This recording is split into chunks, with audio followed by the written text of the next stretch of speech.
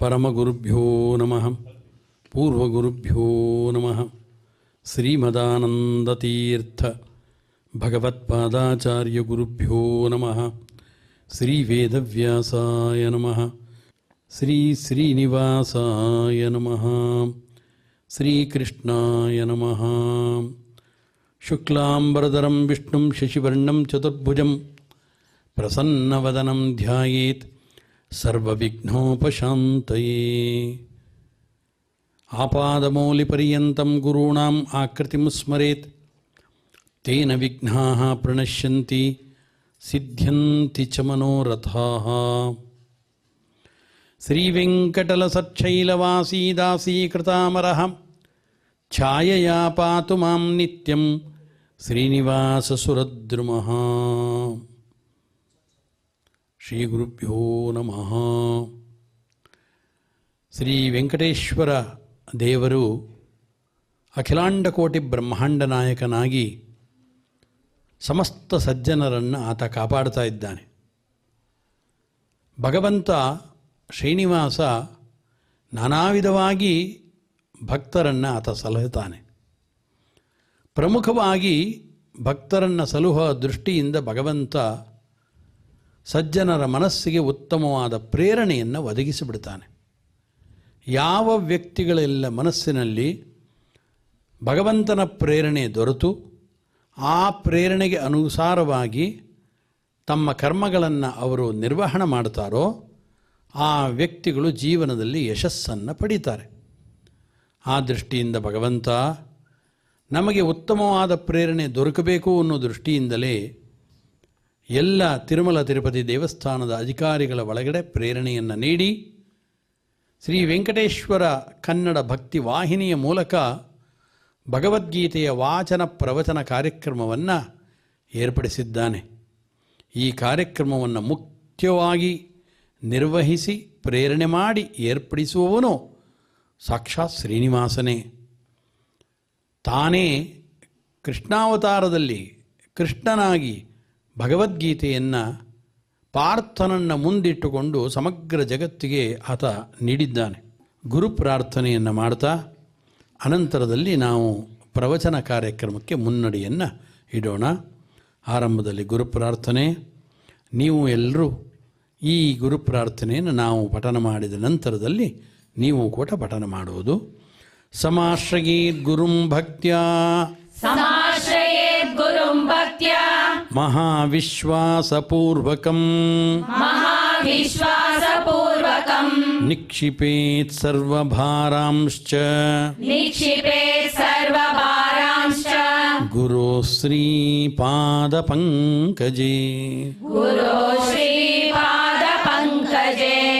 ಆನಂದಜ್ಞಾನದಂ ವಿಷ್ಣುಂ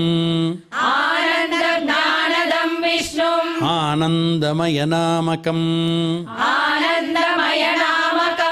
ಆನಂದೇನ ದದರ್ಶಾಥ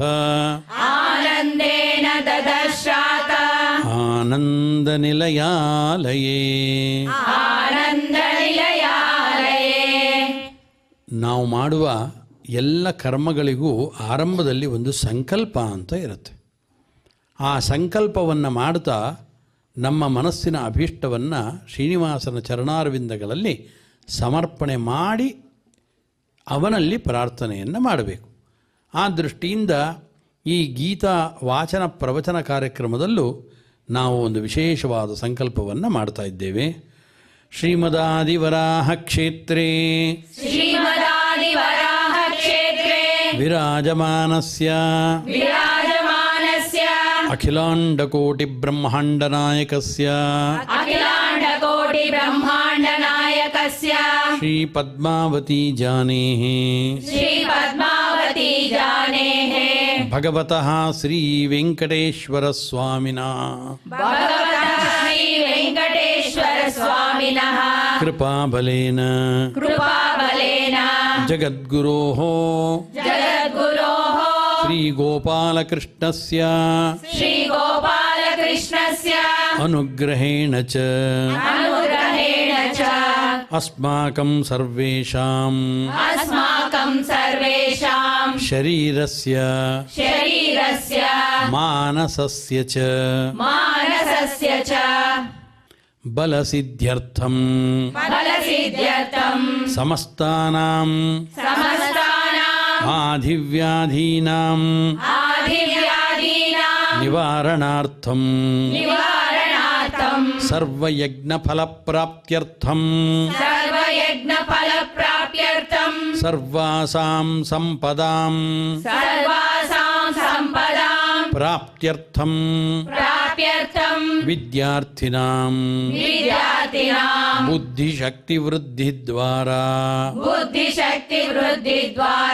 परीक्षासु उत्तीर्णता सिद्ध्यर्थं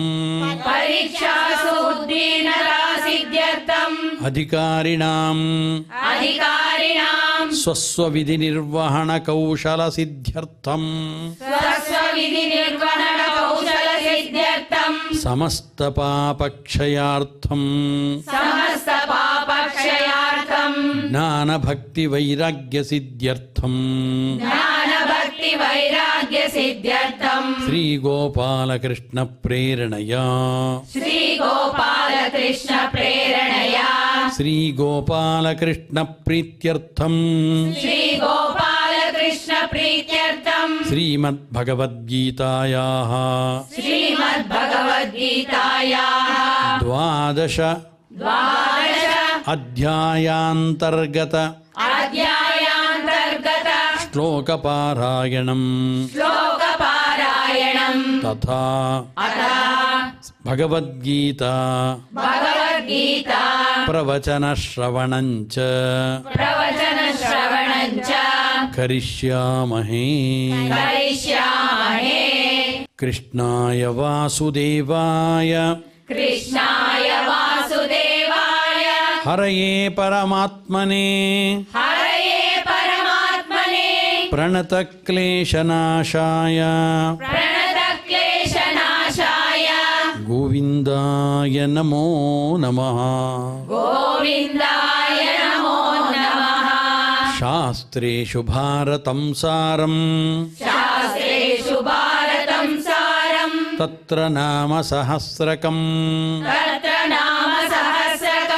वैष्णवं कृष्णगीता च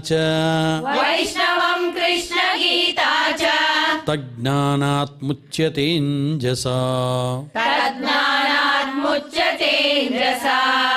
वेदव्यासगुणावास विद्याधीशसतां वश मां निराशं गतक्लेशं कुर्वनाशं हरे निशम्।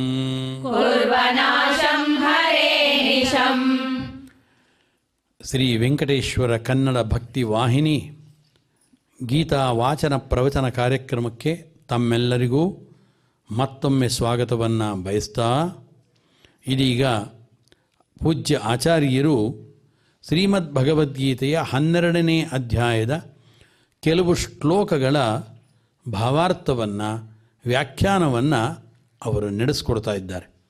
ಆ ವ್ಯಾಖ್ಯಾನವನ್ನು ಸಮಾಧಾನ ಚಿತ್ತದಿಂದ ಆಲಿಸಿ ನಾವು ಧನ್ಯರಾಗೋಣ.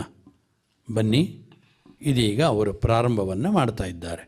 ನಾರಾಯಣಂ ಸುರಗುರುಂ ಜಗದೇಕನಾಥಂ ಭಕ್ತಪ್ರಿಯಂ ಸಕಲಲೋಕ ನಮಸ್ಕೃತಂಚ ತ್ರೈಗುಣ್ಯವರ್ಜಿತಮಜಂ ವಿಭುಮಾದ್ಯಮೀಶಂ ವಂದೇ ಭವಘ್ನಂ ಅಮರಾಸುರಸಿದ್ಧವಂದ್ಯಂ.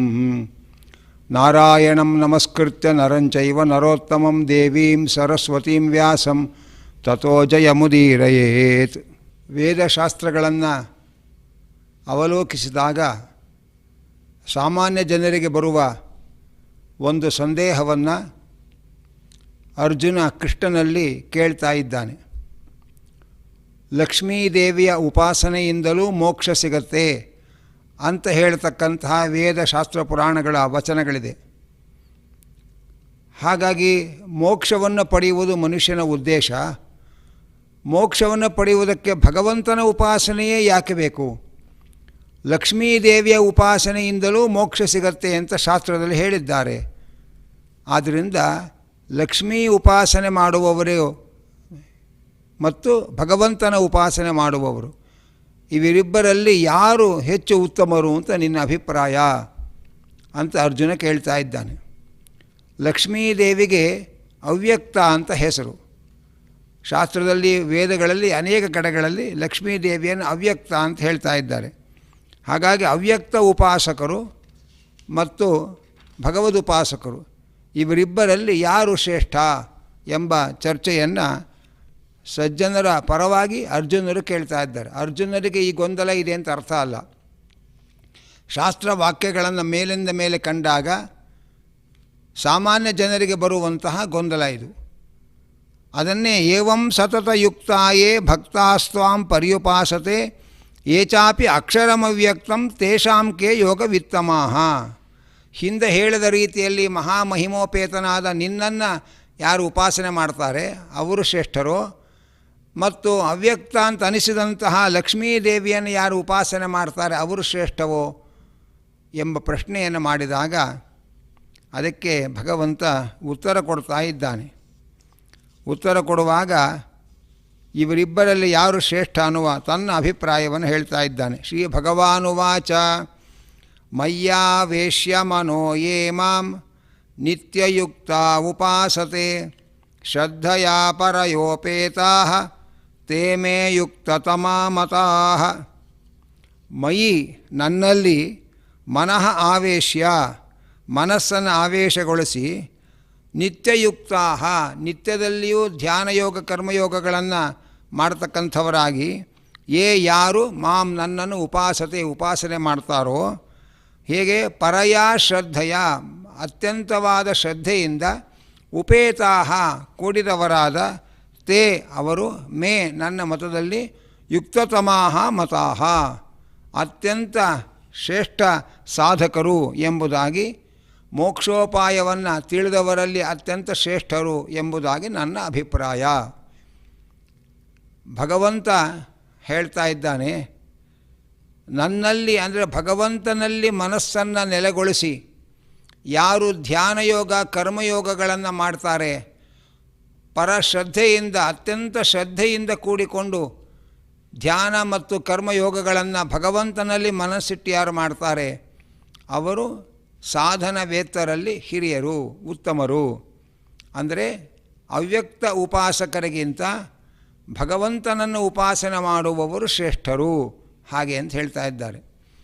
ಯಾರು ಶ್ರೀತತ್ವವನ್ನು ಉಪಾಸನೆ ಮಾಡ್ತಾರೆ ಅವರಿಗಿಂತಲೂ ಕೂಡ ಸರ್ವೋತ್ತಮನಾದ ಭಗವಂತನನ್ನು ಉಪಾಸನೆ ಮಾಡುವವರು ಉತ್ತಮರು ಎಂಬುದಾಗಿ ಕೃಷ್ಣ ಹೇಳ್ತಾ ಇದ್ದಾನೆ.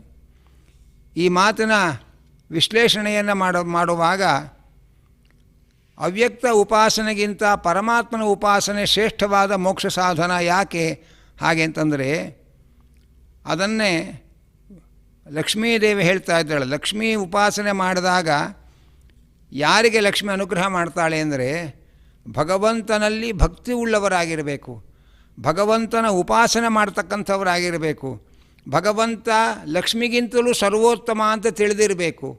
ಹೀಗೆ ಲಕ್ಷ್ಮೀ ಉಪಾಸನೆ ಮಾಡುವವರು ಭಗವಂತನಲ್ಲಿ ಭಕ್ತಿ ಇಲ್ಲದೆ ಹೋದರೆ, ಭಗವಂತನ ಉಪಾಸನೆ ಮಾಡದೇ ಇರತಕ್ಕಂಥವರಾದರೆ ಅವರು ಭಗವಂತನನ್ನು ಕಡೆಗಣಿಸಿ ಲಕ್ಷ್ಮಿಯನ್ನೇ ಉಪಾಸನೆ ಮಾಡಿದರೆ ಲಕ್ಷ್ಮೀ ಶಾಪ ಕೊಟ್ಟಾಳು, ಲಕ್ಷ್ಮೀದೇವಿ ಅನುಗ್ರಹ ಮಾಡೋದಿಲ್ಲ. ಆದ್ದರಿಂದ ಭಗವಂತನ ಮಹಿಮೆಯನ್ನು ತಿಳಿದುಕೊಂಡು ಭಗವಂತನಲ್ಲಿ ಭಕ್ತಿ ಉಪಾಸನೆಗಳನ್ನು ಮಾಡ್ತಾ ಭಗವಂತನ ಜೊತೆಯಲ್ಲಿ ಲಕ್ಷ್ಮೀದೇವಿಯನ್ನು ಧ್ಯಾನ ಮಾಡಿದರೆ ಆಗ ಸಂತುಷ್ಟಳಾದ ಲಕ್ಷ್ಮೀದೇವಿ ಇವರಿಗೆ ಭಗವಂತನ ಉಪಾಸನೆ ಮಾಡಲಿಕ್ಕೆ ಅನುಕೂಲ ಮಾಡಿಕೊಡ್ತಾಳೆ, ಅನುಗ್ರಹ ಮಾಡ್ತಾಳೆ. ಭಗವಂತನ ಅಪರೋಕ್ಷ ಜ್ಞಾನವನ್ನು ಪಡೆದು ಮುಂದೆ ಆ ಸಜ್ಜನನಾದವನು ಮುಕ್ತಿಯನ್ನು ಪಡೀತಾನೆ, ಇದರಲ್ಲಿ ಸಂಶಯ ಇಲ್ಲ. ಏತು ಅಕ್ಷರಂ ಅನಿರ್ದೇಶ್ಯಂ ಅವ್ಯಕ್ತಂ ಪರ್ಯುಪಾಸತೆ ಸರ್ವತ್ರಗಂ ಅಚಿಂತ್ಯಂಚ ಕೂಟಸ್ಥಂ ಅಚಲಂ ಧ್ರುವಂ ಸಂನಿಯಮ್ಯ ಇಂದ್ರಿಯಗ್ರಾಮಂ ಸರ್ವತ್ರ ಸಮಬುದ್ಧಯಃ ತೇ ಪ್ರಾಪ್ನುವಂತಿ ಮಾಮೇವ ಸರ್ವಭೂತಹಿತೇ ರತಾಃ. ಭಗವಂತನ ಉಪಾಸಕರೇ ಉತ್ತಮರು ಅಂತಾದರೆ ಲಕ್ಷ್ಮಿಯನ್ನು ಉಪಾಸನೆ ಮಾಡತಕ್ಕಂಥವ್ರಿಗೇನು ಫಲ? ಯಾಕೆಂದರೆ ಲಕ್ಷ್ಮೀ ಉಪಾಸಕರಿಗೆ ಮೋಕ್ಷ ಇದೆಯೋ ಇಲ್ಲವೋ? ಇಲ್ಲ ಅಂತ ಅನ್ನೋದಾದರೆ ಲಕ್ಷ್ಮೀ ಉಪಾಸನೆಯಿಂದ ಮೋಕ್ಷ ಸಿಗತ್ತೆ ಅಂತ ಹೇಳ್ತಕ್ಕಂಥ ವಾಕ್ಯಗಳ ವಿರೋಧ ಬರುತ್ತೆ. ಇದೆ ಅಂತ ಹೇಳಿದರೆ ಹಾಗಾದರೆ ಲಕ್ಷ್ಮೀ ಉಪಾಸನೆಯಿಂದಲೇ ಮೋಕ್ಷ ಸಿಕ್ಕಿದ ಮೇಲೆ ನಿನ್ನ ಉಪಾಸಕರಿಗೂ ಮೋಕ್ಷವೇ ಸಿಗೋದರಿಂದ ಅವರ್ಯಾಕೆ ಉತ್ತಮರು ಅನ್ನುವಂಥ ಪ್ರಶ್ನೆ ಮತ್ತೆ ಬರುತ್ತೆ. ಲಕ್ಷ್ಮೀದೇವಿಯ ಉಪಾಸನೆಯಿಂದ ಮೋಕ್ಷ ಸಿಗದೇ ಹೋದರೆ ಲಕ್ಷ್ಮೀ ಉಪಾಸನೆಯಿಂದ ಮೋಕ್ಷ ಸಿಗತ್ತೆ ಅನ್ನುವ ಶಾಸ್ತ್ರವಾಕ್ಯಗಳ ವಿರೋಧ ಬರುತ್ತೆ. ಲಕ್ಷ್ಮೀದೇವಿಯ ಉಪಾಸನೆಯಿಂದ ಮೋಕ್ಷ ಸಿಗತ್ತೆ ಅಂತಾದರೆ ಭಗವಂತನ ಉಪಾಸನೆಯಿಂದಲೂ ಮೋಕ್ಷವೇ ಸಿಗೋದು. ಎರಡೂ ಉಪಾಸನೆಗಳಿಗೆ ಒಂದೇ ಫಲ ಆದಮೇಲೆ ಲಕ್ಷ್ಮೀ ಉಪಾಸನೆಗಿಂತ ಭಗವಂತನ ಉಪಾಸಕರು ಯಾಕೆ ಉತ್ತಮರಾಗ್ತಾರೆ ಅನ್ನುವಂಥ ಒಂದು ಪ್ರಶ್ನೆ ಬರುತ್ತೆ. ಅದಕ್ಕೆ ಕೃಷ್ಣ ಈ ಶ್ಲೋಕದಲ್ಲಿ ವಿವರಣೆ ಕೊಡ್ತಾ ಇದ್ದಾನೆ. ಏತು ಯಾರು ಅಕ್ಷರಂ ಅನಿರ್ದೇಶ್ಯಂ, ಅಕ್ಷರಂ ಅಂದರೆ ನಾಶ ಇಲ್ಲದಂತಹ, ಅನಿರ್ದೇಶ್ಯಂ ತಿಳಿಯಲು ಅಶಕ್ಯಳಾದಂತಹ, ಅವ್ಯಕ್ತಂ ಪ್ರಕೃತಿಗೆ ಅಭಿಮಾನಿನಿಯಾದ, ಸರ್ವತ್ರಗಂ ಎಲ್ಲ ಕಡೆ ವ್ಯಾಪಿಸಿಕೊಂಡಿರುವ, ಅಚಿಂತ್ಯಂ ತಿಳಿಯಲಾಗದಂತಹ ಗುಣಗಳುಳ್ಳಂತಹ, ಕೂಟಸ್ಥಂ ಅವ್ಯಾಕೃತ ಆಕಾಶಕ್ಕೆ ಅಭಿಮಾನಿನಿಯಾದ, ಅಚಲಂ ತನ್ನ ಪದವಿಯಿಂದ ಎಂದೂ ಚ್ಯುತಳಾಗದೇ ಇರತಕ್ಕ, ಧ್ರುವಂ ನಿರ್ವಿಕಾರಳಾದ ಲಕ್ಷ್ಮಿಯನ್ನು ಯಾರು ಇಂದ್ರಿಯಗ್ರಾಮಂ ಸಂನಿಯಮ್ಯ ಇಂದ್ರಿಯಗಳ ಸಮೂಹವನ್ನು ಚೆನ್ನಾಗಿ ನಿಯಂತ್ರಿಸಿಕೊಂಡು, ಸರ್ವತ್ರ ಸಮಬುದ್ಧಯ ಎಲ್ಲ ಕಡೆ ಇರುವ ಭಗವದ್ರೂಪಗಳಲ್ಲಿ ಎಲ್ಲ ರೂಪಗಳೂ ಸಮಾನ ಅನ್ನುವಂತಹ ತಿಳುವಳಿಕೆ ಉಳ್ಳವರಾಗಿ, ಸರ್ವಭೂತ ಹಿತೇರತಾಹ ಎಲ್ಲರಿಗೂ ಕೂಡ ಹಿತವನ್ನು ಮಾಡುವುದರಲ್ಲಿ ಆಸಕ್ತರಾದಂಥವರು ಯಾರೋ ಅಂಥವರು ಪರಮಾತ್ಮನಲ್ಲಿ ಭಕ್ತಿಯಿಂದ ಉಪಾಸನೆ ಮಾಡ್ತಾರಲ್ಲ, ಅವರು ನನ್ನನ್ನು ಪಡೀತಾರೆ ಎಂಬ ಮಾತನ್ನು ತಿಳಿಸ್ತಾ ಇದ್ದಾರೆ. ಅಂದರೆ ಲಕ್ಷ್ಮೀದೇವಿಯನ್ನು ಉಪಾಸನೆ ಮಾಡ್ತಕ್ಕಂಥವರು ಕೂಡ ಸುಮ್ಮನೆ ಲಕ್ಷ್ಮಿಯನ್ನು ಉಪಾಸನೆ ಮಾಡಿದ್ರೆ ಸಾಲದು, ಅದರ ಜೊತೆಯಲ್ಲಿ ಆ ಸರ್ವತ್ರ ಸಮಬುದ್ಧಯ ಮತ್ತು ಸರ್ವಭೂತ ಹಿತೇರತಾಹ ಎಲ್ಲರೊಳಗಿರುವ ಭಗವಂತನ ರೂಪಗಳು ಸಮಾನ, ಎಲ್ಲರೂ ಸಮಾನ ಅನ್ನೋದು ಘೋಷಣೆ ಚೆನ್ನ, ಆದರೆ ಅದು ಅಪ್ರಾಯೋಗಿಕ, ಅವ್ಯಾವಹಾರಿಕ, ಅವೈಜ್ಞಾನಿಕ. ಎಲ್ಲರೊಳಗಿರುವ ಭಗವಂತ ಸಮಾನ ಅನ್ನುವುದು ತಾತ್ವಿಕವಾದ ಸಂಗತಿ. ಹೀಗೆ ಸರ್ವತ್ರ ಸಮಬುದ್ಧಯ ಅಂದರೆ ಎಲ್ಲರೊಳಗಿರುವ ಭಗವಂತ ಸಮಾನ, ಒಂದೇ ರೀತಿ ಇದ್ದಾನೆ ಅಂತ ತಿಳಿಯತಕ್ಕಂಥವರಾಗಿರಬೇಕು. ಎಲ್ಲ ಜೀವಿಗಳಿಗೆ ಹಿತವನ್ನು ಮಾಡ್ತಕ್ಕಂಥವರಾಗಿರಬೇಕು. ಹಾಗಿದ್ದುಕೊಂಡು ಲಕ್ಷ್ಮೀದೇವಿಯನ್ನು ಯಾರು ಉಪಾಸನೆ ಮಾಡ್ತಾರೆ ಅವರು ನನ್ನನ್ನೇ ಪಡೀತಾರೆ. ಅಂದರೆ ಲಕ್ಷ್ಮಿಯನ್ನು ಉಪಾಸನೆ ಮಾಡಿದ ಮೇಲೂ ಕೂಡ ಮತ್ತೆ ಭಗವಂತನ ಉಪಾಸನೆ ಮಾಡಲೇಬೇಕು. ಲಕ್ಷ್ಮೀ ಉಪಾಸನೆಯಿಂದ ಮೋಕ್ಷ ಅಂದರೆ ಲಕ್ಷ್ಮೀ ಉಪಾಸನೆಯಿಂದ ನೇರವಾಗಿ ಮೋಕ್ಷ ಸಿಗತ್ತೆ ಅಂತ ಶಾಸ್ತ್ರ ಎಲ್ಲೂ ಹೇಳಿಲ್ಲ. ಲಕ್ಷ್ಮಿಯನ್ನು ಉಪಾಸನೆ ಮಾಡಿದ ಮೇಲೆ ಮತ್ತೆ ಭಗವಂತನ ಉಪಾಸನೆ ಮಾಡಲೇಬೇಕು. ಲಕ್ಷ್ಮೀದೇವಿ ಉಪಾಸನೆ ಮಾಡಿದ್ರಿಂದ ಏನು ಅನುಕೂಲ ಅಂದರೆ ಭಗವಂತನ ಉಪಾಸನೆಗಿರುವ ವಿಘ್ನಗಳನ್ನು ಅವಳು ಪರಿಹಾರ ಮಾಡ್ತಾಳೆ. ಭಗವಂತ ಬೇಗ ಒಲಿಯುವಂತೆ ಅನುಗ್ರಹ ಮಾಡ್ತಾಳೆ. ಅಂತೂ ಲಕ್ಷ್ಮಿಯನ್ನು ಉಪಾಸನೆ ಮಾಡಿದ ಬಳಿಕವೂ ಕೂಡ ಅವಳ ಅನುಗ್ರಹವನ್ನು ಪಡೆದು ಮತ್ತೆ ಭಗವಂತನ ಉಪಾಸನೆ ಮಾಡಿಯೇ ಮೋಕ್ಷವನ್ನು ಪಡೆಯಬೇಕು. ಅಂದಮೇಲೆ ಭಗವಂತನ ಉಪಾಸನೆಯಿಂದಲೇ ಮೋಕ್ಷವನ್ನು ಪಡೆಯುವ ಅವಕಾಶ ಇರುವಾಗ ಲಕ್ಷ್ಮೀದೇವಿಯನ್ನು ಉಪಾಸನೆ ಮಾಡಿ ಅನಂತರ ಮತ್ತೆ ಭಗವಂತನ ಉಪಾಸನೆಯನ್ನು ಮಾಡಿ ಮೋಕ್ಷ ಪಡೆಯಬೇಕಾಗತ್ತೆ ಅನ್ನುವುದನ್ನು ತಿಳಿಸ್ತಾ ಇದ್ದಾರೆ. ಹೀಗೆ ಈ ಶ್ಲೋಕದಲ್ಲಿ ಕೆಲವು ಶಬ್ದಗಳನ್ನು ಹೇಳಿದ್ದಾರೆ. ಏನು ಅಂದರೆ ಲಕ್ಷ್ಮಿಗೆ ವಿಶೇಷಣ ಒಂದು ಅಕ್ಷರಂ ಅಂತ ಹಿಂದೆನೂ ಬಂತು. ಕ್ಷರ ಅಂದರೆ ನಾಶವಿರುವ ದೇಹದವಳು, ಅಕ್ಷರಂ ಅಂದರೆ ಲಕ್ಷ್ಮೀದೇವಿಗೆ ನಾಶವಿರುವ ದೇಹ ಇಲ್ಲ, ಹಾಗಾಗಿ ನಾಶವಾಗದ ಸ್ವರೂಪ ಶರೀರವುಳ್ಳವಳು. ಅನಿರ್ದೇಶ್ಯಂ ಅಂತ ಒಂದು ಶಬ್ದ ಇದೆ. ಅನಿರ್ದೇಶ್ಯಂ ಅನ್ನೋದನ್ನು ಭಾಗವತದಲ್ಲಿ ಮತ್ತು ಅನೇಕ ಗ್ರಂಥಗಳಲ್ಲಿ ಅನಿರ್ದೇಶ್ಯ ಅನ್ನುವುದನ್ನು ಲಕ್ಷ್ಮೀದೇವಿಯಲ್ಲಿ ಹೇಳ್ತಾರೆ. ತಮೋಹ್ಯವ್ಯಕ್ತಂ ಅಜರಂ ಅನಿರ್ದೇಶ್ಯಂ ಏಷಾಹ್ಯೇವ ಪ್ರಕೃತಿ.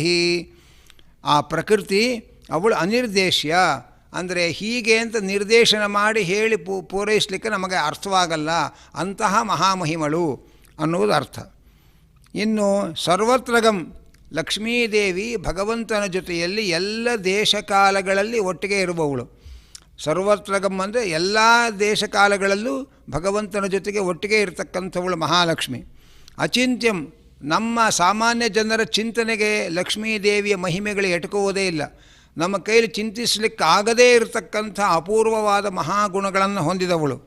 ಕೂಟಸ್ಥಂ ಅಂತ ಒಂದು ಶಬ್ದ ಬರುತ್ತೆ. ಕೂಟ ಅಂದರೆ ಅವ್ಯಾಕೃತ ಆಕಾಶ. ಅವ್ಯಾಕೃತ ಆಕಾಶ ಅಂದರೆ ಆಕಾಶ ಎರಡಿದೆ. ಈ ಬ್ರಹ್ಮಾಂಡದ ಒಳಗೆ ಇರುವ ಆಕಾಶ ಇದೆಯಲ್ಲ, ಇದು ಪಂಚಭೂತಗಳಿಂದ ಉಂಟಾಗಿರುವ ಆಕಾಶ. ಇದಕ್ಕೆ ವ್ಯಾಕೃತ ಆಕಾಶ ಅಂತ ಹೆಸರು. ಬ್ರಹ್ಮಾಂಡದ ಹೊರಗಡೆ ಇರುವ ಆಕಾಶ ಇದೆ, ಅದು ಅವ್ಯಾಕೃತ ಆಕಾಶ ಅಂತ. ಆ ಅವ್ಯಾಕೃತ ಆಕಾಶಕ್ಕೆ ಲಕ್ಷ್ಮೀದೇವಿಯೇ ಅಭಿಮಾನಿ. ಅದರಿಂದ ಕೂಟಸ್ಥಂ ಅಂದರೆ ಅವ್ಯಾಕೃತ ಆಕಾಶಕ್ಕೆ ಅಭಿಮಾನಿನಿಯಾಗಿರುವ. ಅಚಲಂ ಅಂದರೆ ಲಕ್ಷ್ಮೀದೇವಿಗೆ ಅಚಲ ಅಂತ ಹೆಸರು. ಯಾಕೆ ಅಚಲ ಅಂತಂದರೆ ಎಂದೂ ಕೂಡ ಲಕ್ಷ್ಮೀದೇವಿ ತನ್ನ ಸ್ಥಾನದಿಂದ ಚ್ಯುತಳಾಗಲ್ಲ. ನಚಲೇತ್ ಸ್ವಾತ್ ಪದಾದ್ ಯಸ್ಮಾತ್ ಅಚಲಾ ಶ್ರೀ ತಥೋ ಮತ. ತನ್ನ ಸ್ಥಾನದಿಂದ ಎಂದೂ ಚ್ಯುತಳಾಗದೇ ಇರುವವಳಾದ್ದರಿಂದ ಲಕ್ಷ್ಮೀದೇವಿಗೆ ಅಚಲ ಅಂತ ಹೆಸರು. ಧ್ರುವಂ ಅಂದರೆ ನಿರ್ವಿಕಾರಳಾದವಳು ಅಂತ ಅರ್ಥ. ಅಂತಹ ಲಕ್ಷ್ಮಿಯನ್ನು ಸಂನಿಯಮ್ಯ ಇಂದ್ರಿಯಗ್ರಾಮಂ, ಚೆನ್ನಾಗಿ ಇಂದ್ರಿಯ ನಿಗ್ರಹವನ್ನು ಮಾಡಿಕೊಂಡಿದ್ದರೆ ಆ ಲಕ್ಷ್ಮೀದೇವಿ ಒಲಿತಾಳೆ. ಸಂನಿಯಮ್ಯ ಇಂದ್ರಿಯಗ್ರಾಮಂ ಸರ್ವತ್ರ ಸಮಬುದ್ಧಯ, ಎಲ್ಲ ಕಡೆ ಇರುವ ಭಗವಂತ ಸಮಾನ ಎಂಬ ಬುದ್ಧಿ ಉಳ್ಳವರಾಗಿರಬೇಕು. ಸರ್ವಭೂತ ಹಿತೇ ರತಾಃ, ಎಲ್ಲ ಜೀವಿಗಳಿಗೆ ಹಿತವನ್ನು ಮಾಡುವುದರಲ್ಲಿ ಆಸಕ್ತರಾಗಿರಬೇಕು. ಅಂಥವರು ನನ್ನನ್ನೇ ಪಡಿತಾರೆ ಎಂಬುದಾಗಿ ಭಗವಂತ ಹೇಳ್ತಾ ಇದ್ದಾನೆ. ಹೇಳ್ತಾ ಉಪಾಸಕರಿಗೂ ಲಕ್ಷ್ಮೀ ಉಪಾಸಕರಿಗೂ ಇರತಕ್ಕ ಅನುಕೂಲತೆ ಅನಾನುಕೂಲತೆಗಳೇನು ಅನ್ನುವುದನ್ನು 5ನೇ ಶ್ಲೋಕದಲ್ಲಿ ವಿವರಣೆ ಮಾಡ್ತಾ ಇದ್ದಾರೆ. ಕ್ಲೇಶೋಧಿಕತರಸ್ತೇಷಾಂ ಅವ್ಯಕ್ತಾಸಕ್ತಚೇತಸಾಂ ಅವ್ಯಕ್ತಾ ಹಿ ಗತಿರ್ದುಃಖಂ ದೇಹವದ್ಭಿರವಾಪ್ಯತೆ. ಅಧಿಕತರಃ ಕ್ಲೇಶಃ ಅವ್ಯಕ್ತಾಸಕ್ತಚೇತಸಾಂ ತೇಷಾಂ ಅಧಿಕತರಃ ಕ್ಲೇಶಃ. ಅವ್ಯಕ್ತ ಅಂದರೆ ಮಹಾಲಕ್ಷ್ಮಿಯನ್ನು ಉಪಾಸನೆ ಮಾಡಿ ಅಲ್ಲಿಂದ ಭಗವಂತನ ಉಪಾಸನೆ ಮಾಡಿ ಮೋಕ್ಷ ಪಡೆಯುವ ಮಾರ್ಗ ಇದೆಯಲ್ಲ, ಇದು ಬಳಸು ಮಾರ್ಗ, ಬಳಸು ದಾರಿ. ಈ ಲಕ್ಷ್ಮೀದೇವಿಯ ಉಪಾಸನೆಯೊಳಗೆ ಅಧಿಕತರವಾದ ಕ್ಲೇಶ ಇದೆ. ಲಕ್ಷ್ಮೀದೇವಿಯ ಉಪಾಸನೆ ಮಾಡಿ ಒಲಿಸಿಕೊಳ್ಳೋದೇ ಅತ್ಯಂತ ಕ್ಲೇಶದಾಯಕವಾದ ಮಾರ್ಗ. ಆಮೇಲೂ ಕೂಡ ಮತ್ತೆ ಭಗವಂತನನ್ನು ಒಲಿಸಿಕೊಳ್ಳಲೇಬೇಕು. ಹಾಗಾಗಿ ಈ ಮಾರ್ಗ ಅತ್ಯಂತ ಕ್ಲೇಶದಾಯಕವಾದದ್ದು. ಏನದು ಅಂತಂದರೆ ಅದನ್ನು ಹೇಳ್ತಾರೆ. ಅತಿಶಯೇನ ಉಪಾಸನ ಸರ್ವೇಂದ್ರಿಯ ಅತಿನಿಯಮನ ಸರ್ವ ಸಮಬುದ್ಧಿ ಸರ್ವಹಿತಕರತ್ವ ಅತಿಸುಷ್ಠು ಆಚಾರ ಸಮ್ಯಕ್ ವಿಷ್ಣು ಭಕ್ತಿಯಾದಿ ಸಾಧನ ಸಂದರ್ಭ ಮೃತೆ ನ ಅವ್ಯಕ್ತ ಅಪರೋಕ್ಷ್ಯಂ ತದೃತೆ ಚ ನ ವಿಷ್ಣು ಪ್ರಸಾದ. ಲಕ್ಷ್ಮಿಯ ಉಪಾಸನೆಯನ್ನು ತುಂಬ ಅತಿಶಯವಾಗಿ ಮಾಡಬೇಕು. ಸುಮ್ಮನೆ ತಕ್ಕ ಮಟ್ಟಿಗೆ ಉಪಾಸನೆ ಮಾಡಿದ್ರೆ ಲಕ್ಷ್ಮಿ ಒಲಿಯೋದಿಲ್ಲ. ಅತಿಶಯೇನ ಉಪಾಸನ, ಬಹಳವಾಗಿ ಅತ್ಯಂತವಾಗಿ ಉಪಾಸನೆ ಮಾಡಬೇಕು. ಜೊತೆಯಲ್ಲಿ ಸರ್ವೇಂದ್ರಿಯ ಅತಿನಿಯಮನ, ಲಕ್ಷ್ಮಿಯನ್ನು ಉಪಾಸನೆ ಮಾಡಬೇಕಾದ್ರೆ ಉಪಾಸಕನಿಗೆ ಇಂದ್ರಿಯ ನಿಗ್ರಹ ಬಹಳ ಇರಬೇಕು. ಆ ಇಂದ್ರಿಯ ನಿಗ್ರಹದಲ್ಲಿ ಸ್ವಲ್ಪ ಲೋಪದೋಷ ಬಂದರೂ ಲಕ್ಷ್ಮೀದೇವಿ ಅನುಗ್ರಹ ಮಾಡಲ್ಲ. ಹಾಗಾಗಿ ಒಂದು ಹೆಣ್ಣು ದೇವತೆಯನ್ನು ಉಪಾಸನೆ ಮಾಡಬೇಕಾದ್ರೆ ಯಾವುದೇ ಕೆಟ್ಟ ದೃಷ್ಟಿಗಳು ನಮ್ಮ ಮನಸ್ಸಲ್ಲಿ ಮೂಡಬಾರ್ದು. ಹಾಗಾಗಿ ಇಂದ್ರಿಯ ನಿಗ್ರಹ ಅತ್ಯಂತ ಪ್ರಮುಖವಾದದ್ದು. ಹೀಗೆ ಅತ್ಯಂತವಾದ ಉಪಾಸನೆ, ಅತ್ಯಂತವಾದ ಸರ್ವೇಂದ್ರಿಯ ನಿಯಮನ, ಜೊತೆಯಲ್ಲಿ ಸರ್ವಸಮಬುದ್ಧಿ, ಎಲ್ಲ ಕಡೆಯಲ್ಲಿರುವ ಭಗವಂತನ ಸಮಾನ ಅನ್ನುವ ಬುದ್ಧಿ, ಎಲ್ಲ ಜೀವಿಗಳಿಗೆ ಹಿತವನ್ನು ಉಂಟು ಮಾಡತಕ್ಕಂಥದ್ದು, ಮತ್ತು ಅತಿಸುಷ್ಠು ಆಚಾರ, ಅತ್ಯಂತ ಶುದ್ಧವಾದ ಆಚಾರ ಇರಬೇಕು. ನಮ್ಮ ಆಚಾರದಲ್ಲಿ ಸ್ವಲ್ಪ ಲೋಪದೋಷ ಬಂದರೂ ಲಕ್ಷ್ಮಿ ಅನುಗ್ರಹ ಮಾಡಲ್ಲ. ಅತಿಸುಷ್ಠು ಆಚಾರ, ಸಮ್ಯಕ್ ವಿಷ್ಣು ಭಕ್ತಿ, ಚೆನ್ನಾಗಿ ಭಗವಂತನಲ್ಲಿ ಭಕ್ತಿ ಮಾಡಿರಬೇಕು. ಇಷ್ಟೆಲ್ಲ ಮಾಡಿಕೊಂಡಿದ್ದರೆ ಮಾತ್ರ ಲಕ್ಷ್ಮೀದೇವಿಯ ಸಾಕ್ಷಾತ್ಕಾರ ಆಗೋದು. ಇಲ್ಲೇ ಹೋದರೆ ಈ ನಿಯಮಗಳಲ್ಲಿ ಸ್ವಲ್ಪ ಲೋಪದೋಷಗಳಾದರೂ ಕೂಡ ಲಕ್ಷ್ಮೀದೇವಿಯ ಸಾಕ್ಷಾತ್ಕಾರ ಆಗೋದಿಲ್ಲ. ಲಕ್ಷ್ಮೀದೇವಿಯ ಸಾಕ್ಷಾತ್ಕಾರ ಆಗದೆ ಹೋದರೆ ಮುಂದೆ ನಾವು ವಿಷ್ಣು ಪ್ರಸಾದವನ್ನು ಪಡೆಯೋದಕ್ಕೆ ಸಾಧ್ಯ ಇಲ್ಲ. ಸತ್ಯಪಿ ತಸ್ಮಿನ್ ನ ಸಮ್ಯಕ್ ಭಗವದುಪಾಸನಂ ಮೃತೆ. ಒಂದು ಪಕ್ಷ ಲಕ್ಷ್ಮೀದೇವಿಯನ್ನು ನಾವು ಅಪರೋಕ್ಷ ಜ್ಞಾನ ಪಡೆದರೂ ಕೂಡ, ಲಕ್ಷ್ಮಿಯ ದರ್ಶನವನ್ನು ಪಡೆದ ಮೇಲೂ ಕೂಡ ಚೆನ್ನಾಗಿ ಭಗವಂತನ ಉಪಾಸನೆ ಮಾಡದೆ ಮೋಕ್ಷ ಸಿಗೋದಿಲ್ಲ. ನರ್ತೇಚ ತಮ್ಮ ಮೋಕ್ಷ. ಚೆನ್ನಾಗಿ ಭಗವಂತನ ಉಪಾಸನೆ ಪ್ರತ್ಯೇಕ ಮಾಡಬೇಕು. ಲಕ್ಷ್ಮಿಯನ್ನು ಉಪಾಸನೆ ಮಾಡಿ ಸಾಕ್ಷಾತ್ಕರಿಸಿಕೊಂಡ ಮೇಲೂ ಕೂಡ ಭಗವಂತನನ್ನು ಚೆನ್ನಾಗಿ ಉಪಾಸನೆ ಮಾಡಿ ಅವನ ಸಾಕ್ಷಾತ್ಕಾರವನ್ನು ಪಡೆಯಬೇಕು. ಇಲ್ಲದೆ ಹೋದರೆ ಅವನ ಪ್ರಸಾದವಾಗಲ್ಲ. ಅಂತಹ ಪ್ರಸಾದ ಆದ ಮೇಲೂ ಭಗವಂತನ ಉಪಾಸನೆ ಚೆನ್ನಾಗಿ ಮಾಡಿ ಆ ಭಗವಂತನ ಉಪಾಸನೆ ಮಾಡದೇ ಹೋದರೆ ಮೋಕ್ಷ ಸಿಗೋದಿಲ್ಲ. ಹಾಗಾಗಿ ಲಕ್ಷ್ಮೀದೇವಿಯ ಉಪಾಸನೆಯೇ ಅತ್ಯಂತ ಕಠಿಣತರವಾದ ಮಾರ್ಗ. ಅಂಥ ಲಕ್ಷ್ಮಿಯನ್ನು ಅಪರೋಕ್ಷೀಕರಿಸಿಕೊಂಡರೂ ಮೋಕ್ಷ ಸಿಗಬೇಕಾಗಿದ್ದರೆ ಮತ್ತೆ ಭಗವಂತನ ಉಪಾಸನೆಯನ್ನು ಮಾಡಿ ಅವನ ಸಾಕ್ಷಾತ್ಕಾರವನ್ನು ಪಡೆಯಬೇಕು. ಇಷ್ಟೆಲ್ಲ ಶ್ರಮ ಅನ್ನೋದಿದೆ. ವಿನಾ ಅವ್ಯಕ್ತೋಪಾಸನಂ ಭವತ್ಯೇವ ಉಪಾಸಕಾನ ಮೋಕ್ಷ. ಅಲ್ಲ, ಭಗವಂತನ ಉಪಾಸನೆಗೂ ಕೂಡ ಈ ಕ್ಲೇಶ ಇದೆಯಲ್ಲ ಅಂತಂದರೆ, ಭಗವಂತನ ಉಪಾಸನೆಗೆ ಈ ಕ್ಲೇಶ ಇಲ್ಲ. ಭಗವಂತನ ಅವ್ಯಕ್ತ ಶೀತತ್ವವನ್ನು ಪ್ರತ್ಯೇಕ ಉಪಾಸನೆ ಮಾಡದೆ ನೇರವಾಗಿ ನಾರಾಯಣನ ಉಪಾಸನೆ ಮಾಡಿದರೂ ಕೂಡ ಮೋಕ್ಷ ಪ್ರಾಪ್ತಿಯಾಗತ್ತೆ. ಆದರೆ ನಾರಾಯಣನ ಉಪಾಸನೆ ಮಾಡದೆ, ಅಂದರೆ ಪರಬ್ರಹ್ಮನ ಉಪಾಸನೆ ಮಾಡದೆ ಕೇವಲ ಲಕ್ಷ್ಮಿಯನ್ನು ಉಪಾಸನೆ ಮಾಡಿದರೆ ಮೋಕ್ಷ ಆಗಲ್ಲ. ಲಕ್ಷ್ಮೀ ಉಪಾಸನೆ ಮಾಡಿದ ಮೇಲೂ ಭಗವಂತನ ಉಪಾಸನೆ ಬೇಕೇ ಬೇಕು. ತನ್ನ ಗಂಡನನ್ನು ಅನಾದರ ಮಾಡಿ ಹೆಂಡತಿಯಾದ ಲಕ್ಷ್ಮಿಯನ್ನು ನಾವು ಹಾಡಿ ಹೊಗಳಿದರೆ ಆ ಲಕ್ಷ್ಮಿ ಒಲಿಯೋದು ಇಲ್ಲ, ನಮಗೆ ಮೋಕ್ಷ ಕೊಡೋದು ಇಲ್ಲ. ಲಕ್ಷ್ಮಿಯನ್ನು ಒಲಿಸಿಕೊಂಡ ಮೇಲೆ ತನ್ನ ಪತಿರಾಯನನ್ನು ಸಾಕ್ಷಾತ್ಕರಿಸಿಕೊಂಡು ಒಲಿಸಿಕೊಂಡ ಮೇಲೆ ಮೋಕ್ಷ ಸಿಗೋದು. ಆದರೆ ಭಗವಂತನ ಉಪಾಸನೆ ಮಾಡುವವರಿಗೆ ಮತ್ತೆ ಪ್ರತ್ಯೇಕ ಲಕ್ಷ್ಮೀ ಉಪಾಸನೆ ಮಾಡಬೇಕು ಅಂತಿಲ್ಲ. ಯಜಮಾನರೇ ಒಲಿದ ಮೇಲೆ ಗಂಡನೇ ಒಲಿದ ಮೇಲೆ ಹೆಂಡತಿಯು ಒಲಿಬಿಡ್ತಾಳೆ. ಹಾಗಾಗಿ ಪರಮಾತ್ಮನ ಉಪಾಸನೆ ಮಾಡಿ ಅವನನ್ನು ಒಲಿಸಿಕೊಂಡ ಮೇಲೆ ಲಕ್ಷ್ಮೀದೇವಿಯು ಕೂಡ ಒಲಿದ ಅನುಗ್ರಹ ಮಾಡೇ ಮಾಡ್ತಾಳೆ.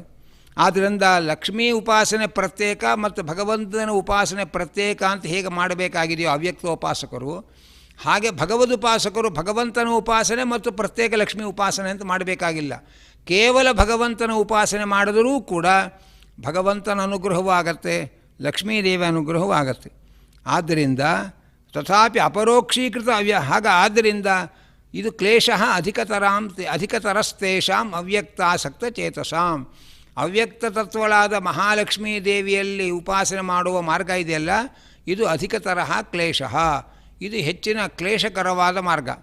ಎರಡು ಕ್ಲೇಶ. ಒಂದು, ಲಕ್ಷ್ಮಿಯ ಉಪಾಸನೆ ಮಾಡಬೇಕಾಗಿದ್ದರೆ ಉಪಾಸಕನಿಗೆ ಇರಬೇಕಾದಂತಹ ನೀತಿ ನಿಯಮಗಳಲ್ಲಿ ಒಂದು ಸ್ವಲ್ಪ ಲೋಪದೋಷ ಬಂದರೂ ಲಕ್ಷ್ಮೀ ದರ್ಶನ ಆಗೋದಿಲ್ಲ. ಅಷ್ಟು ಕಠಿಣವಾಗಿ ಅವಳ ಉಪಾಸನೆ ಮಾಡಬೇಕು. ಅದೇ ಒಂದು ಕ್ಲೇಶ. ಅಷ್ಟು ಕಠಿಣವಾದ ಉಪಾಸನೆ ಮಾಡಿದ ಮೇಲೂ ಕೂಡ ಅಷ್ಟಕ್ಕೆ ಮೋಕ್ಷ ಸಿಗೋದಿಲ್ಲ. ಮತ್ತೆ ಭಗವಂತನ ಉಪಾಸನೆಯನ್ನು ಪ್ರತ್ಯೇಕ ಮಾಡಲೇಬೇಕು. ಭಗವಂತನ ಉಪಾಸನೆಯನ್ನು ಪ್ರತ್ಯೇಕ ಮಾಡಿ ಒಲಿಸಿಕೊಂಡ ಮೇಲೇ ಮೋಕ್ಷ. ಆದರೆ ಭಗವಂತನ ಉಪಾಸನೆ ಮಾಡಿದವರಿಗೆ ಪ್ರತ್ಯೇಕ ಲಕ್ಷ್ಮೀ ಉಪಾಸನೆ ಮಾಡಬೇಕಾದ ಅವಶ್ಯಕತೆ ಇಲ್ಲ. ಭಗವಂತನ ಉಪಾಸನೆ ಮಾಡಿದವರು ಪ್ರತ್ಯೇಕವಾಗಿ ಲಕ್ಷ್ಮೀ ಉಪಾಸನೆ ಮಾಡಬೇಕಾದ ಅವಶ್ಯಕತೆ ಇಲ್ಲ. ಆ ಭಗವಂತನ ಉಪಾಸನೆಯಿಂದಲೇ ಭಗವಂತನು ಒಲಿದ ಅನುಗ್ರಹ ಮಾಡ್ತಾನೆ.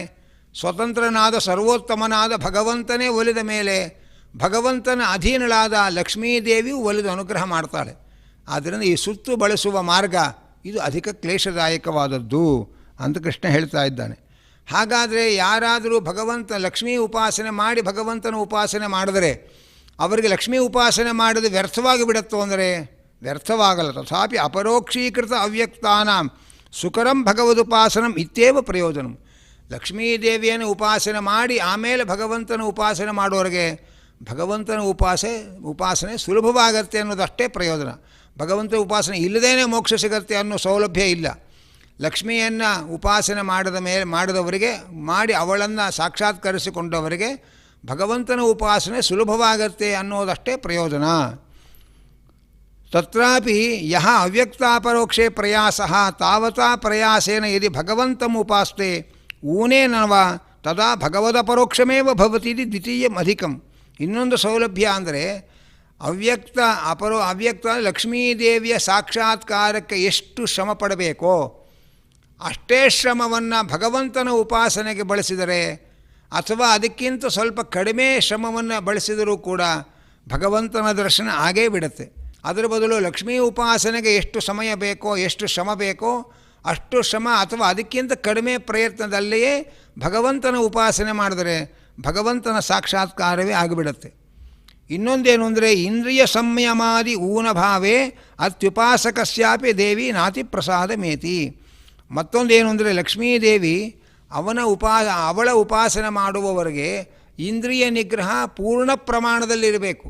ಇಂದ್ರಿಯ ನಿಗ್ರಹ, ಸರ್ವತ್ರ ಸಮಬುದ್ಧಿ, ಸರ್ವಭೂತ ಹಿತಕರತ್ವ, ಈ ಯಾವುದೇ ಅರ್ಹತೆಗಳಲ್ಲಿ ಅಲ್ಪ ಸ್ವಲ್ಪ ನ್ಯೂನತೆ ಬಂದರೂ ಲಕ್ಷ್ಮೀದೇವಿ ಒಲಿದು ಅನುಗ್ರಹ ಮಾಡಲ್ಲ ಹಾಗೆ ಅಂತ ಹೇಳ್ತಾ ಇದ್ದಾರೆ. ಆದರೆ ಪರಮಾತ್ಮನ ಉಪಾಸನೆ ಮಾಡಿದರೆ ದೇವಸ್ತು ತಾನಿ ಸಾಧನಾನಿ ಭಕ್ತಿಮತಃ ಸ್ವಯಮೇವ ಪ್ರಯತ್ನೇನ ದದಾದೀತಿ ಸೌಕರ್ಯಂ. ಭಗವಂತ ಹಾಗಲ್ಲ, ತನ್ನಲ್ಲಿ ತುಂಬ ಭಕ್ತಿ ಮಾಡಿದರೆ ಅವರೇ ಇಂದ್ರಿಯ ನಿಗ್ರಹಾದಿಗಳಲ್ಲಿ ಏನಾದರೂ ಸ್ವಲ್ಪ ಲೋಪದೋಷಗಳು ಕೊರತೆಗಳಿದ್ದರೂ ಕೂಡ ಆ ಕೊರತೆಯನ್ನು ಅವನೇ ತುಂಬಿಸಿ ಅನುಗ್ರಹ ಮಾಡಿಬಿಡ್ತಾನೆ. ಹಾಗಾಗಿ ಪರಮಾತ್ಮನನ್ನು ಉಪಾಸನೆ ಮಾಡಿದರೆ ತನ್ನಲ್ಲಿ ಗಾಢವಾದ ಭಕ್ತಿ ಮಾಡುವವನಿಗೆ ಉಳಿದ ಸಾಧನಗಳಲ್ಲಿ ಏನಾದರೂ ಲೋಪ ಬಂದರೆ ಅದನ್ನು ಅವನೇ ಸರಿಪಡಿಸಿ ಪೂರ್ಣಗೊಳಿಸಿಕೊಂಡು ಅನುಗ್ರಹ ಮಾಡಿಬಿಡ್ತಾನೆ. ಇದು ಸೌಕರ್ಯ ಭಗವಂತನ ಉಪಾಸನೆ ಮಾಡೋದಕ್ಕೆ. ಆದ್ದರಿಂದ ಪರಮಾತ್ಮನ ಉಪಾಸನೆ ಮಾಡೋದಕ್ಕೂ ಲಕ್ಷ್ಮೀದೇವಿಯನ್ನು ಉಪಾಸನೆ ಮಾಡಿ ಮೋಕ್ಷ ಪಡೆಯುವುದಕ್ಕೂ ಇಷ್ಟು ವ್ಯತ್ಯಾಸ ಇದೆ. ಅದನ್ನು ಕ್ಲೇಶೋಧಿಕತರಸ್ತೇಷಾಂ ಅವ್ಯಕ್ತಾಸಕ್ತ ಚೇತಸಾಂ. ಲಕ್ಷ್ಮಿಯನ್ನು ಉಪಾಸನೆ ಮಾಡಿ ಮೋಕ್ಷ ಪಡೆಯುವಂತಹ ಮಾರ್ಗ ಇದೆಯಲ್ಲ, ಆ ಮಾರ್ಗ ಅಧಿಕತರವಾದ ಕ್ಲೇಶವುಳ್ಳದ್ದು. ಯಾಕೆಂದರೆ ಕೆಲವು ಕಾರಣಗಳನ್ನು ನಾವು ಮತ್ತೊಮ್ಮೆ ಹೇಳ್ತೇನೆ. ಲಕ್ಷ್ಮಿಯನ್ನು ಉಪಾಸನೆ ಮಾಡುವವರು ಕಠಿಣವಾದ ಆಚಾರ ನಿಯಮಗಳನ್ನು ಪಾಲಿಸಿರಬೇಕು, ಕಠಿಣವಾದ ಇಂದ್ರಿಯ ನಿಗ್ರಹಾದಿಗಳನ್ನು ಸಂಪಾದಿಸಿಕೊಂಡಿರಬೇಕು.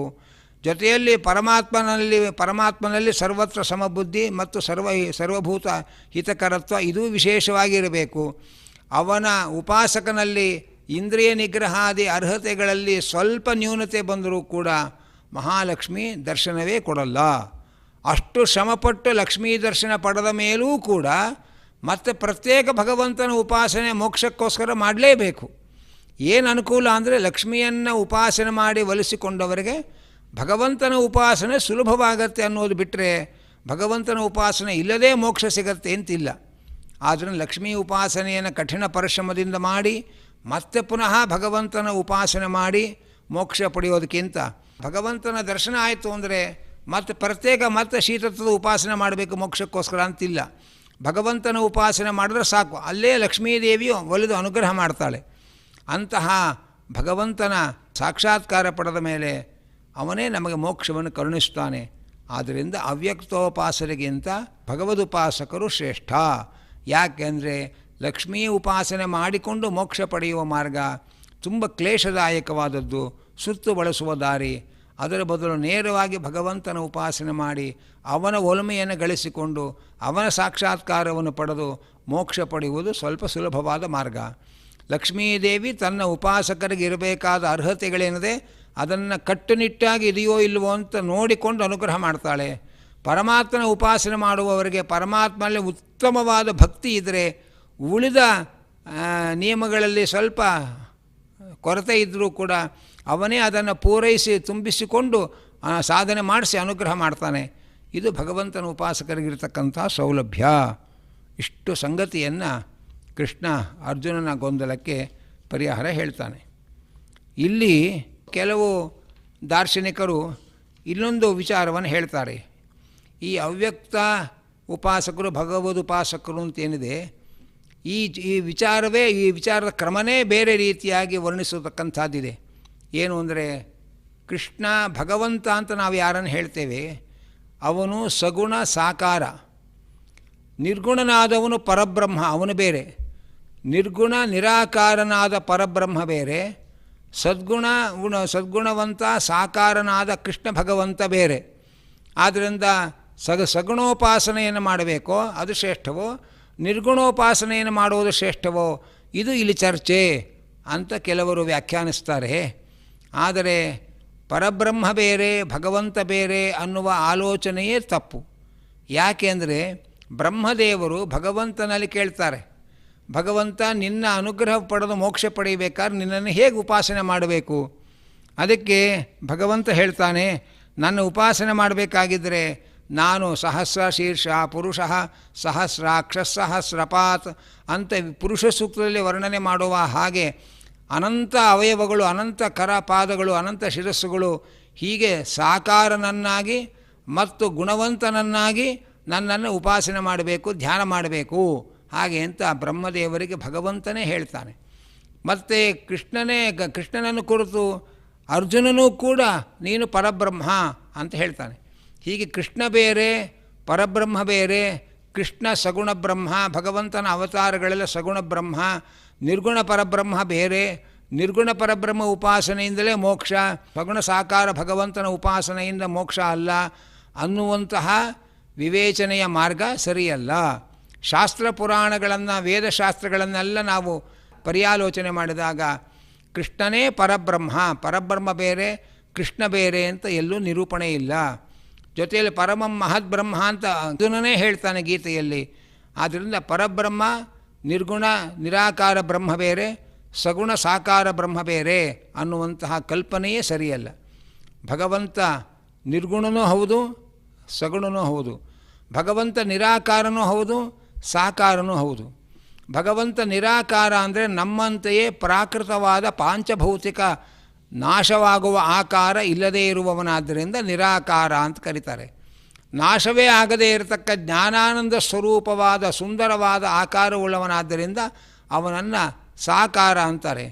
ಭಗವಂತನಲ್ಲಿ ಸತ್ವರಜಸ್ತಮೋ ಗುಣಗಳು ಇಲ್ಲ ಆದ್ದರಿಂದ ಅವನನ್ನು ನಿರ್ಗುಣ ಅಂತಾರೆ. ಜ್ಞಾನಾನಂದಾದ ಅನಂತ ಗುಣಪರಿಪೂರ್ಣನಾದ್ದರಿಂದ ಅವನು ಸಗುಣ ಅಂತಾರೆ. ಹಾಗಾಗಿ ಭಗವಂತವೇ ಸಗುಣ ಸಾಕಾರ ಭಗವಂತ ಬೇರೆ, ನಿರ್ಗುಣ ನಿರಾಕಾರ ಪರಬ್ರಹ್ಮ ಬೇರೆ ಅನ್ನುವಂತಹ ವಿಶ್ಲೇಷಣೆಯೇ ವೇದಶಾಸ್ತ್ರಗಳಿಗೆ ವಿರುದ್ಧವಾಗಿದೆ. ಆದ್ದರಿಂದ ಅದರ ನಿರ್ಗುಣೋಪಾಸನೆ ಶ್ರೇಷ್ಠವೋ ಸಗುಣೋಪಾಸನೆ ಶ್ರೇಷ್ಠವೋ ಅನ್ನುವ ಚರ್ಚೆಯೇ ಇಲ್ಲಿ ಬರೋದಿಲ್ಲ. ಸಗುಣ ಸಾಕಾರ ಬೇರೆಯಲ್ಲ, ನಿರ್ಗುಣ ನಿರಾಕಾರ ಬೇರೆಯಲ್ಲ, ಎಲ್ಲ ಒಬ್ಬನೇ ಪರಬ್ರಹ್ಮ, ಅವನೇ ಕೃಷ್ಣ. ಆದ್ದರಿಂದ ಆ ತರಹದ ವಿವೇಚನೆಗೆ ಇಲ್ಲಿ ಅವಕಾಶ ಇಲ್ಲ. ಶ್ರೀತತ್ವ ಉಪಾಸನೆ ಮಾಡತಕ್ಕಂಥವರು ಉತ್ತಮರೋ ಭಗವದುಪಾಸಕರು ಉತ್ತಮರೋ ಅನ್ನುವ ಚರ್ಚೆ ಈ ಶಬ್ದಗಳ ಅರ್ಥಗಳ ಪರ್ಯಾಲೋಚನೆಯಲ್ಲಿ ಬರ್ತಾ ಇದೆ ಅನ್ನುವುದನ್ನು ನಾವು ಗಮನಿಸಿಕೊಂಡು ಭಗವಂತನ ಉಪಾಸನೆ ಮಾಡಿ ಭಗವಂತನ ಅನುಗ್ರಹ, ಲಕ್ಷ್ಮೀದೇವಿಯ ಅನುಗ್ರಹ, ಇಬ್ಬರ ಅನುಗ್ರಹವನ್ನು ಪಡೆದು ನಾವು ಮೋಕ್ಷ ಪಡೆಯುವಂತೆ ಯೋಚನೆ ಮಾಡಬೇಕು ಎಂಬುದಾಗಿ ಹೇಳ್ತಾ ಈ ಸಂಚಿಕೆಯನ್ನು ಶ್ರೀ ಲಕ್ಷ್ಮೀ ವೆಂಕಟೇಶನ ಪಾದಾರವಿಂದಗಳಲ್ಲಿ ಸಮರ್ಪಣೆ ಮಾಡ್ತಾ ಇದ್ದೇನೆ. ಕೃಷ್ಣಾರ್ಪಣಮಸ್ತು. ಪೂಜ್ಯ ಆಚಾರ್ಯರು ಶ್ರೀಮದ್ ಭಗವದ್ಗೀತೆಯ 12ನೇ ಅಧ್ಯಾಯದ ಶ್ಲೋಕಗಳ ಭಾವಾಭಿಪ್ರಾಯವನ್ನು ಸ್ಫುಟವಾಗಿ ನಮ್ಮ ಮುಂದೆ ಬಿಡಿಸಿ ಇಟ್ಟಿದ್ದಾರೆ. ಅದೆಲ್ಲವನ್ನು ಆಲಿಸಿದ್ದೇವೆ. ಇದೀಗ 12ನೇ ಅಧ್ಯಾಯದ ಶ್ಲೋಕಗಳ ಪಾರಾಯಣವನ್ನು ಏಕಕಂಠದಿಂದ ನಾವಿನ್ನೇ ನಡೆಸಿಕೊಡೋಣ. ಎಲ್ಲರೂ ಕೂಡ ತಮ್ಮ ತಮ್ಮ ಪುಸ್ತಕಗಳನ್ನು ತೆರೆದಿಟ್ಟುಕೊಳ್ಳ್ರಿ. ಪ್ರಾರಂಭವನ್ನು ಮಾಡ್ತಾ ಇದ್ದೇವೆ. ಅಥ ಶ್ರೀಮದ್ಭಗವದ್ಗೀತಾಸು ಉಪನಿಷತ್ಸು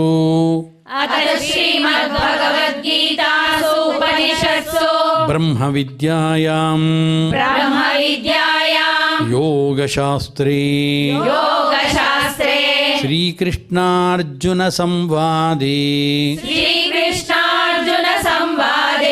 ಭಕ್ತಿಯೋಗೋ ನಾಮ ದ್ವಾದಶೋಧ್ಯಾಯಃ. ಅರ್ಜುನ ಉವಾಚ ಏವಂ ಸತತಯುಕ್ತಾಯೇ ಭಕ್ತಾಸ್ತ್ವಾಂ ಪರ್ಯುಪಾಸತೆ ಯೇ ಚಾಪ್ಯಕ್ಷರಮವ್ಯಕ್ತಂ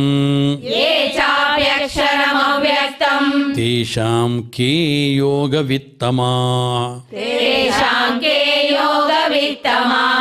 ಶ್ರೀಭಗವಾನ್ ಉವಾಚ ಮಯ್ಯಾವೇಶ್ಯ ಮನೋ ಏಮಾಂ ನಿತ್ಯಯುಕ್ತಾ ಉಪಾಸತೆ ಶ್ರದ್ಧಯಾ ಪರಯೋಪೇತಾಃ ತೇ ಮೇ ಯುಕ್ತತಮಾ ಮತಾಃ. ಏತ್ವಕ್ಷರಮನಿರ್ದೇಶ್ಯಂ ಅವ್ಯಕ್ತಂ ಪರ್ಯುಪಾಸತೆ ಸರ್ವತ್ರ ಗಮಚಿಂತ್ಯಂಚ ಕೂಟಸ್ಥಮಚಲಂ ಧ್ರುವಂ ಸನ್ನಿಯಮ್ಯೇಂದ್ರಿಯಗ್ರಾಮಂ ಸರ್ವತ್ರ ಸಮಬುದ್ಧಯಃ ತೇ ಪ್ರಾಪ್ನುವಂತಿ ಮಾಮೇವ ಸರ್ವಭೂತಹಿತೇ ರತಾಃ. ಕ್ಲೇಶೋಧಿಕತರಸ್ತೇಷಾಂ ಅವ್ಯಕ್ತಾಸಕ್ತಚೇತಸಾಂ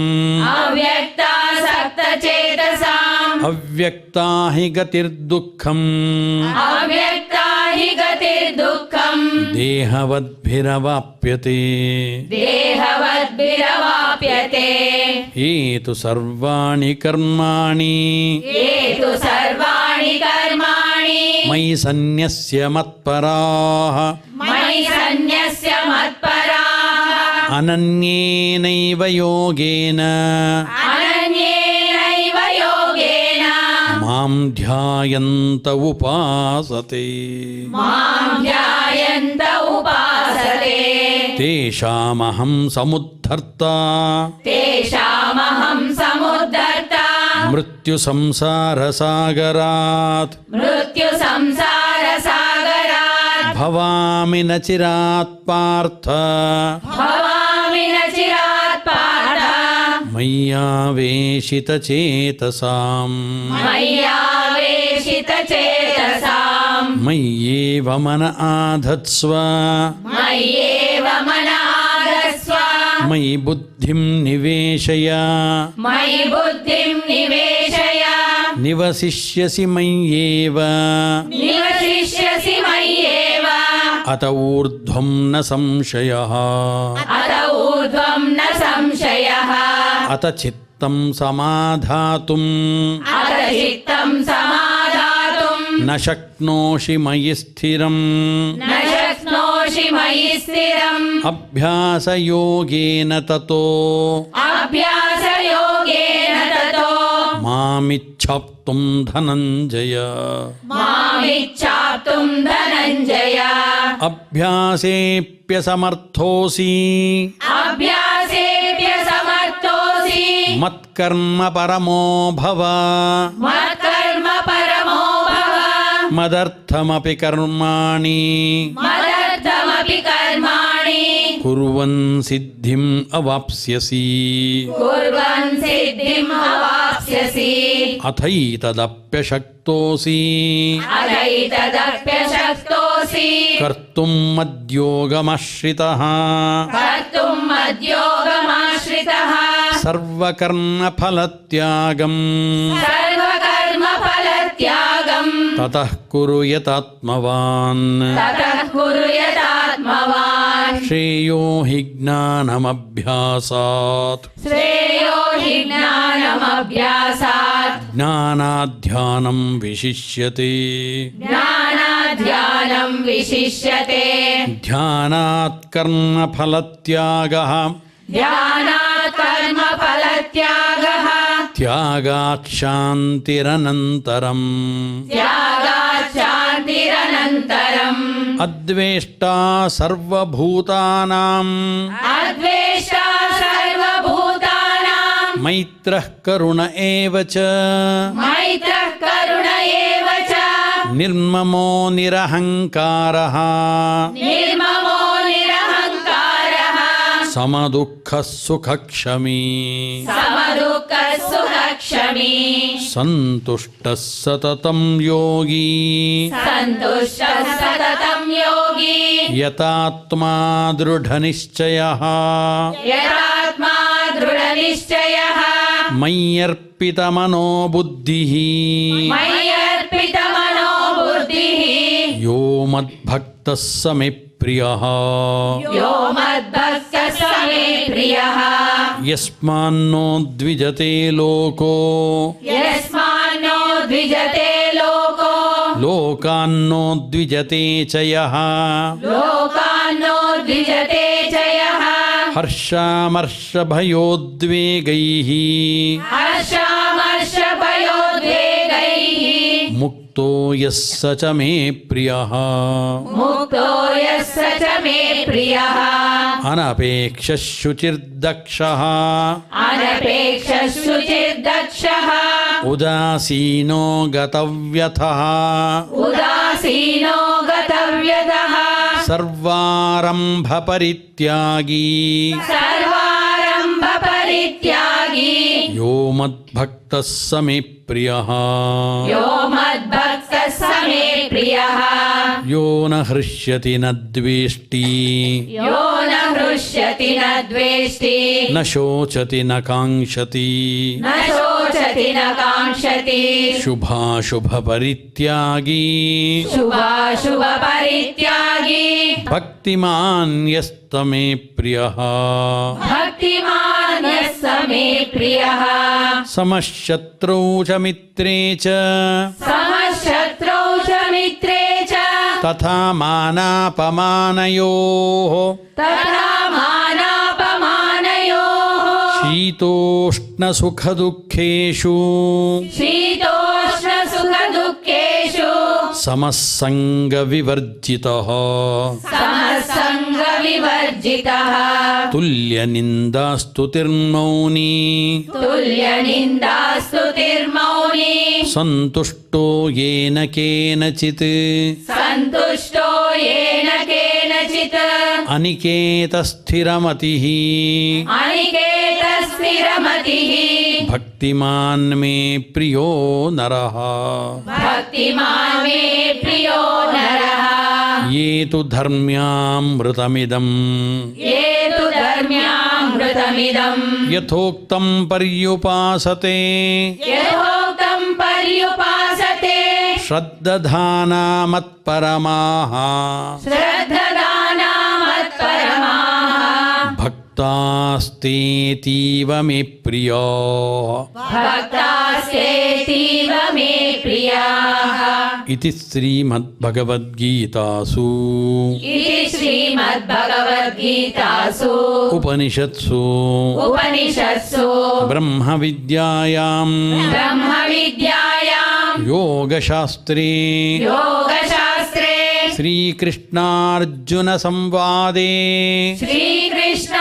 श्रीकृष्णार्जुनसंवादे भक्तियोगो नाम भक्तियोगो नाम द्वादशोऽध्यायः द्वादशोऽध्यायः यत्र योगेश्वरः कृष्णो यत्र योगेश्वरः कृष्णो यत्र पार्थो धनुर्धरः यत्र पार्थो धनुर्धरः तत्र श्रीर्विजयो भूतिः तत्र श्रीर्विजयो भूतिः ಧ್ರುವಾನೀತಿರ್ಮತಿರ್ಮಮ ಧ್ರುವಾನೀತಿರ್ಮತಿರ್ಮಮ ಪಠನ ಕಾಲದಲ್ಲಿ ನಮ್ಮಿಂದ ನಡೆದಿರಬಹುದಾದ ತಪ್ಪು ಒಪ್ಪುಗಳನ್ನು ಭಗವಂತನಿಗೆ ಸಮರ್ಪಣೆ ಮಾಡೋಣ. ತಪ್ಪುಗಳಿದ್ದರೆ ಕ್ಷಮಿಸು ಅಂತ ಪ್ರಾರ್ಥನೆಯನ್ನು ನಾವು ಕೈ ಮುಗಿದುಕೊಂಡು ಮಾಡ್ತಾ ಇದ್ದೇವೆ.